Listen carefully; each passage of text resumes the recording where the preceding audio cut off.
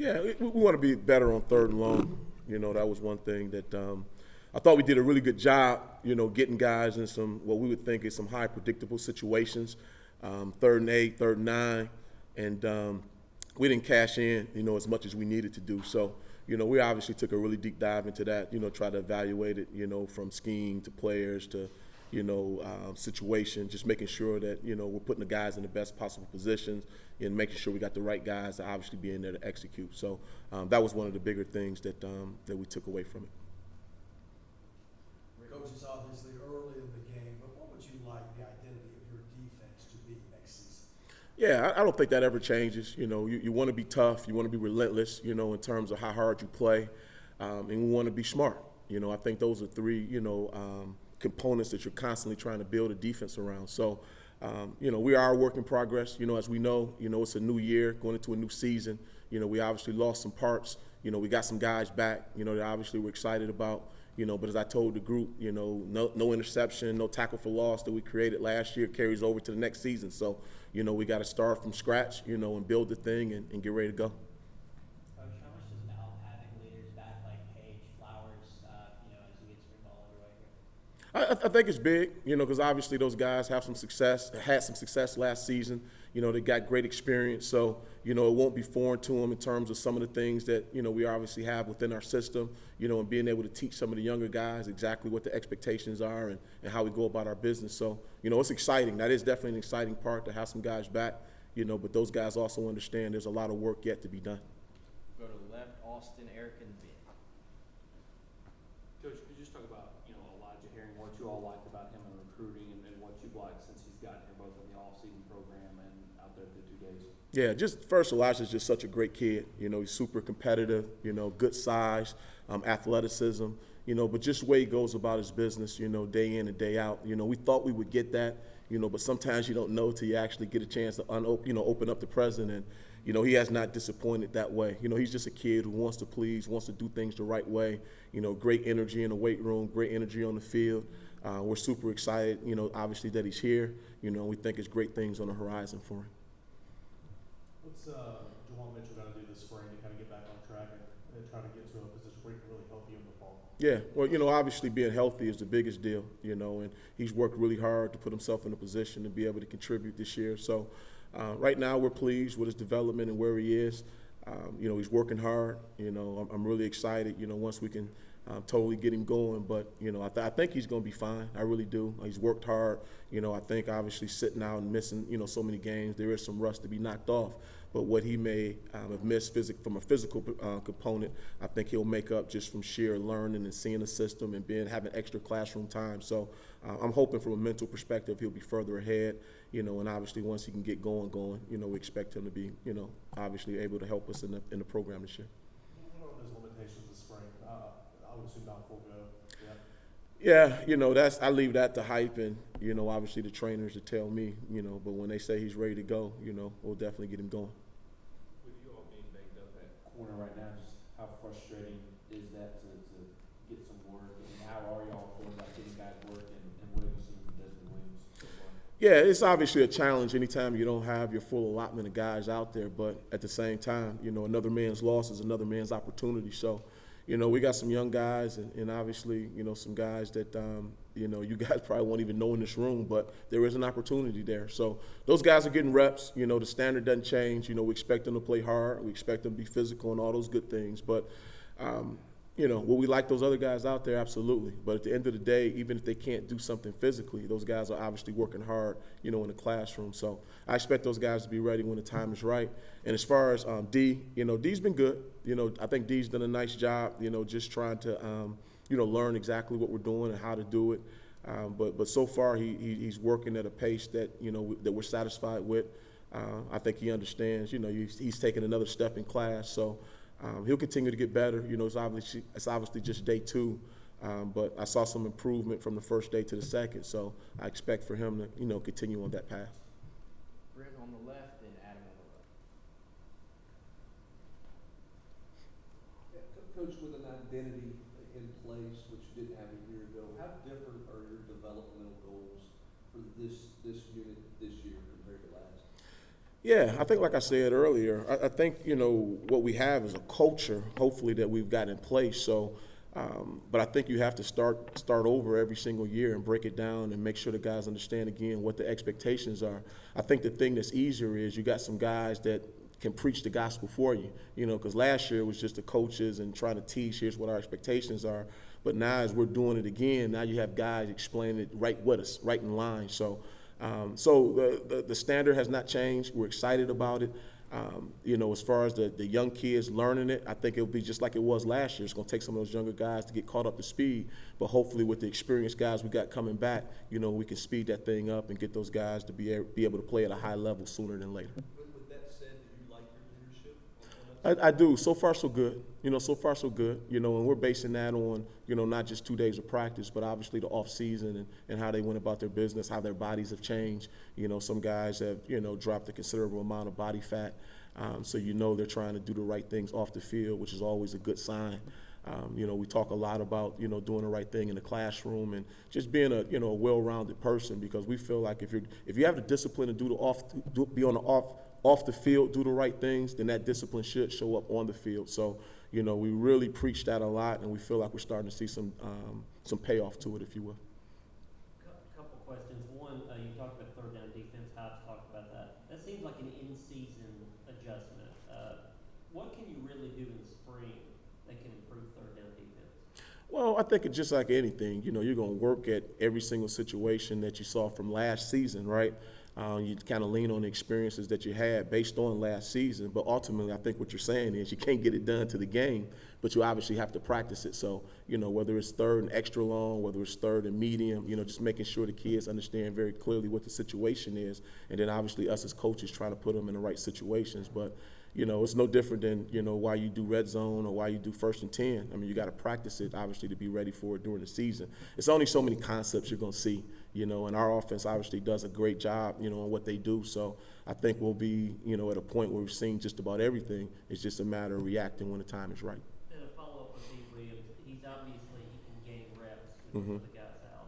He loses the fact, though, that he doesn't get to watch those guys with more experience. How do you balance the pros and cons for him not having those guys out there with him? Yeah, you know, that's always a challenge. But at the end of the day, you know, I think most people would tell you they'd rather do it than watch it.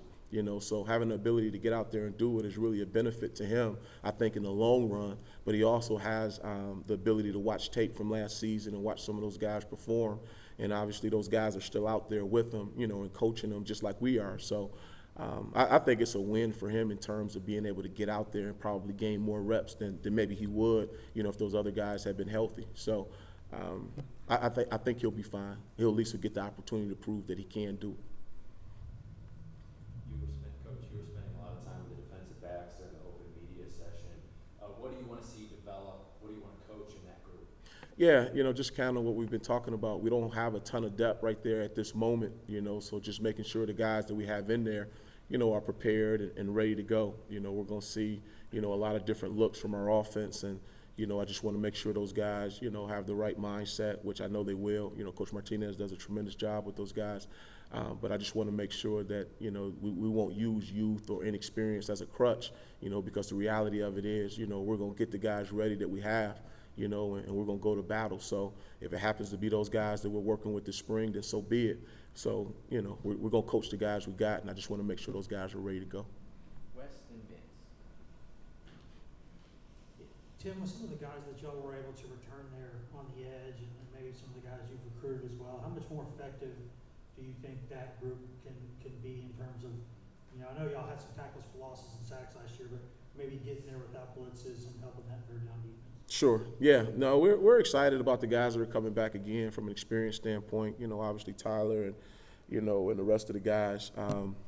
You know, we think they'll be better, you know, because they've played more.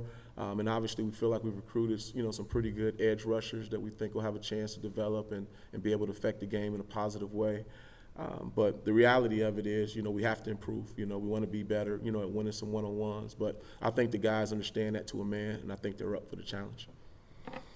Coach, with not having a spring game, obviously, because of the construction, there's a legit reason, but how do you compensate for not being able to evaluate in a live session with fans and them being on their own for their assignments? Yeah, well, we like to think we bring the energy every day and try to put, create as much of a hostile environment as we can. But yeah, I think that's probably more for the younger guys that haven't been in the arena. That's a challenge because they won't feel the passion, particularly with our own fan base. But but at the end of the day, we just talk about put the ball down. You want to be able to play regardless of what the environment is, and this will be one of those situations in the spring. So we might be on a road where maybe they're not as passionate, as UT fans, and we still got to go out and play with great energy and great juice. So we're going to treat the spring the same. Ryan? Tim, I know it's just 2 days, not in pads, but what have you seen so far from Jordan Phillips, and how much did it help for him to get such an extended look during bowl practices in December? Yeah, it's been good. Like you said, it's kind of hard to evaluate D linemen, and linebackers for that matter, with no pads on. But the thing that I love about Jordan is just, again, he wants to please, he wants to be great. He's a high, effort type of kid, and you tell him, what you want to get done, and he's going to try to do it, exactly how you asked him to do it. So from that perspective, he's been awesome.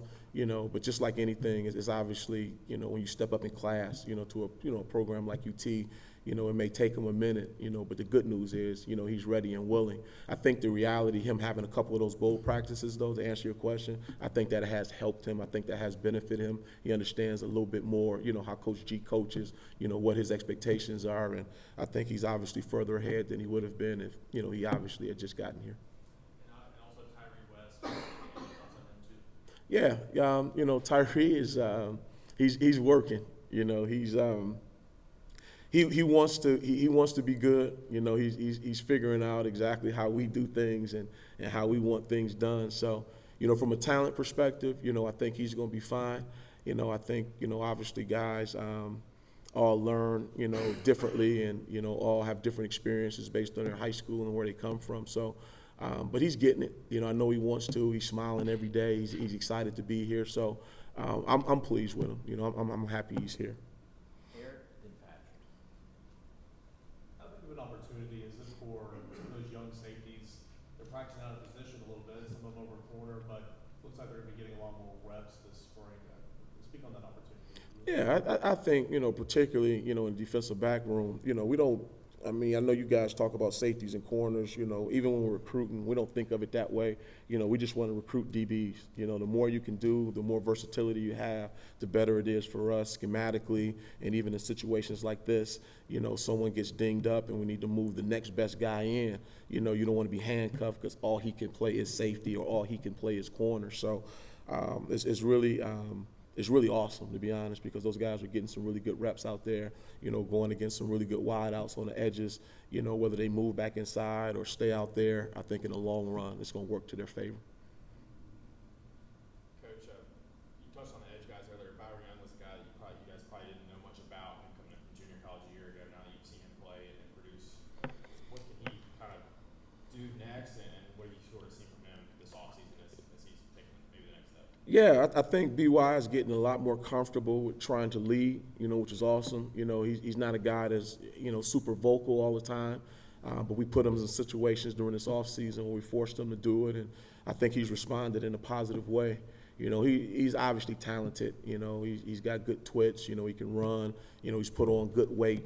I'm excited, about him, to be honest. I think he has a chance to really take another step. He's a kid who hadn't played a lot of football to last year, and, I thought as the season went on, obviously you guys could see the productivity, but, for us, we could just see the growth. So, every rep, was valuable, but for him in particular, every single rep he takes, you can see him starting to get better and better. So I think the sky's the limit. I think he really just started to scratch the surface on how good he can be. We'll see. He's got, a couple more opportunities, obviously, through the spring, and then we'll hopefully build upon it in the summer, and we'll cut him loose this fall. Austin and Jay. Last spring you were without basically all your linebackers. This year you're missing a lot of guys in the secondary. How can you compare the two? Are they similar? And can you take something that you were able to use last spring and use it for this year? Yeah, I think the hardest thing about last season was, we didn't have any reference. You could try to look at the tape, but, I just didn't. We wanted to judge these guys on their own merit. So, but now the guys that are out, we know who they are. You know, we had a chance to work with them, you know, whether it was the spring and the fall or some kids just the fall. So we know what we have waiting. You know, this is really just an opportunity to coach the guys that we got right now. But when we're coaching the linebackers, you just didn't know. You know, you didn't know how good JB could be. You didn't know, you know, how athletic he was or what kind of passion he has. But, you know, I know who Warren Burrell is, you know. So it's a little bit different, you know, but at the end of the day, as I stated earlier, you know, it's just probably a better opportunity for some of these other younger DBs to get a chance to play at some different positions and obviously get some reps that maybe they otherwise wouldn't have gotten. What have you seen from Gerald Mincey just on film, and then what have you seen from him just so far in the past couple of days of his skill level? Oh, wait, my bad, sorry, sorry. Okay, what about? I do. You know what? I have put on a little weight. Do I look like Golish a little bit? Does that I threw you with this? I know. My wife keeps telling me I need to get my tail running again. So I'm just messing with you, man. Go ahead. Alright, just as far as linebackers are concerned, Jeremy Banks, his stability that he brings. Yeah. No, you know, I love JB. You know, JB has tremendous amount of passion and energy. You know, he's a fire plug, man. He plays hard. You know, I think the game will start to even slow down for him. You know, I know, you know, prior to last season, he had played some, you know, in some different situations, but, you know, last season was the most snaps he had ever played, and I thought he got better, you know, but I think he'd be the first one to tell you, you know, it's still a lot of food left on the plate, and I know he's eager to, you know, to get the things done, get some corrections, and really put himself in a position to have an even better year this season. Time for one more, man. Just with Elijah Simmons, what's y'all's message as a coaching staff been to him, and what have you seen from him so far this offseason? Big Elijah? Yes. Elijah's one of the guys that we talked about have changed his body. You know, we think Elijah has a chance to be a really, really good player. You know, he's worked hard to try to get a six-pack. You can print that, right? So he won. His body has slimmed down, which is obviously giving him the ability to move a little bit better, to show a little bit more explosiveness. He's always been a strong kid, and he's a naturally big kid anyway. You know, obviously being beat up a little bit last year, you know, did not help his cause, but he's been committed. You know, he really has. He's one of the guys I was thinking about when you talk about off-season and being committed to, you know, putting the right things in your body. And, you know, you can kind of see it, you know, from, you know, how his, you know, body fat has changed. So we're hoping that he can obviously stay healthy, which we think he will, particularly with how he slimmed down. But so far, and again, it's only been 2 days, but the fact that his body has changed the way it has tell me he's heading in the right direction.